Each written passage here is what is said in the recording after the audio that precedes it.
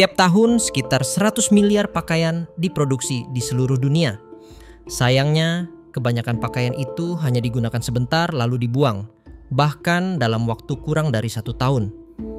Di Amerika Serikat saja, rata-rata satu orang membuang sekitar 37 kg pakaian setiap tahunnya. Mengelola limbah pakaian ini sangat mahal bagi negara-negara maju. Untuk menghemat biaya, mereka lebih memilih mengirimkan pakaian bekas itu ke negara-negara berkembang dengan alasan untuk membantu orang miskin dan mengurangi sampah. Padahal, di balik alasan amal ini, sebenarnya mereka hanya memindahkan masalah limbah ke negara lain yang tidak punya fasilitas cukup untuk mengelolanya. Banyak orang di negara maju merasa telah berbuat baik dengan menyumbangkan pakaian bekas. Mereka berpikir pakaian itu akan bermanfaat bagi orang miskin. Namun kenyataannya, sebagian besar dari pakaian yang dikirim sudah tidak layak pakai dan malah menjadi beban tambahan bagi negara penerima. Perusahaan di negara maju juga sering menyebut pengiriman pakaian bekas ini sebagai bagian dari program daur ulang ramah lingkungan. Tapi faktanya, hanya sedikit pakaian yang benar-benar bisa didaur ulang di negara berkembang. Banyak pakaian modern terbuat dari bahan sintetis, seperti polyester yang sulit terurai dan sulit didaur ulang. Akibatnya, pakaian-pakaian ini menjadi tumpukan sampah yang mencemari lingkungan. Ada juga anggapan bahwa perdagangan pakaian bekas bisa membuka lapangan kerja di negara-negara berkembang. Memang benar, ada banyak orang yang bekerja di pasar pakaian bekas sebagai pedagang atau penjual. Tapi pekerjaan ini kebanyakan berada di sektor informal dengan penghasilan kecil dan kondisi kerja yang tidak aman. Sementara itu, industri tekstil lokal yang sebelumnya menyerap banyak tenaga kerja justru hancur karena tidak bisa bersaing dengan harga pakaian bekas yang sangat murah. Di negara maju, banyak organisasi amal dan pengepul limbah menjual pakaian bekas kepada pedagang internasional. Pedagang-pedagang ini lalu mengirim pakaian itu ke negara-negara berkembang. Di sana, para pedagang lokal membeli dalam jumlah besar dan menjualnya di pasar-pasar tradisional. Namun, sekitar sepertiga dari pakaian itu tidak bisa dijual dan akhirnya dibuang begitu saja. Lebih buruknya lagi, negara-negara penerima seperti Kenya bahkan harus membayar mahal untuk pakaian bekas ini, padahal yang mereka terima sebagian besar hanya limbah. Perdagangan pakaian bekas di Kenya dikenal dengan sebutan mitumba. Kegiatan ini sudah berlangsung sejak tahun 1980-an.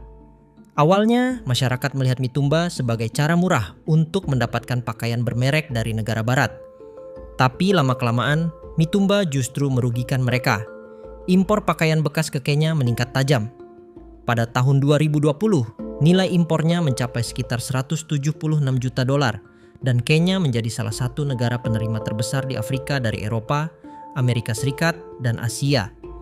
Dampak dari impor pakaian bekas ini sangat besar.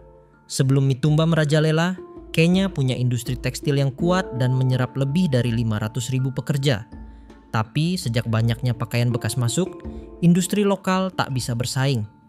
Banyak pabrik tutup, seperti Rivatex dan Keikomi. Di tahun 2000-an, jumlah pekerja di sektor ini menyusut drastis, jadi hanya sekitar 20.000 orang. Akibatnya, Kenya semakin bergantung pada pakaian bekas dari luar, dan ekonomi lokal jadi terganggu. Selain kehilangan lapangan kerja di pabrik, para petani kapas di Kenya, Uganda, dan Tanzania juga terkena dampaknya. Karena industri tekstil lokal hancur, permintaan kapas menurun drastis. Ini membuat para petani kehilangan sumber penghasilan mereka. Masalah lain yang muncul dari perdagangan pakaian bekas adalah soal kesehatan. Banyak pakaian yang dikirim ke Kenya tidak dibersihkan atau diproses dengan baik, sehingga bisa membawa penyakit seperti jamur atau bakteri. Hal ini bisa menyebabkan infeksi kulit dan gangguan kesehatan lainnya. Tidak sedikit pula pakaian bekas yang dikirim dilabeli palsu, seolah-olah sebagai donasi amal atau pakaian layak pakai, padahal sebenarnya hanya sampah. Bahkan beberapa organisasi amal internasional terlibat dalam praktik ini untuk menghindari biaya pengolahan limbah di negara asal mereka. Importir pakaian bekas juga sering melakukan penghindaran pajak. Mereka menyelundupkan pakaian atau melaporkan nilainya lebih rendah dari harga sebenarnya. Akibatnya, pemerintah Kenya kehilangan banyak potensi pendapatan dari pajak. Sebagian besar pakaian bekas yang masuk ke Kenya dalam kondisi rusak atau tak layak jual. Sekitar 30-40% dari total impor akhirnya dibuang, memperburuk masalah limbah di Kenya. Karena banyak pakaian terbuat dari bahan sintetis seperti polyester dan nylon, pakaian ini tidak bisa terurai secara alami dan hanya menjadi tumpukan sampah. Di tempat pembuangan sampah seperti Dandora di Nairobi, limbah tekstil menjadi salah satu sampah terbanyak bersama plastik. Beberapa bahkan berakhir di sungai dan laut, mencemari air dan membahayakan kehidupan di sekitarnya. Sungai Nairobi kini sangat tercemar oleh limbah tekstil dan plastik yang berdampak buruk pada lingkungan dan kesehatan masyarakat.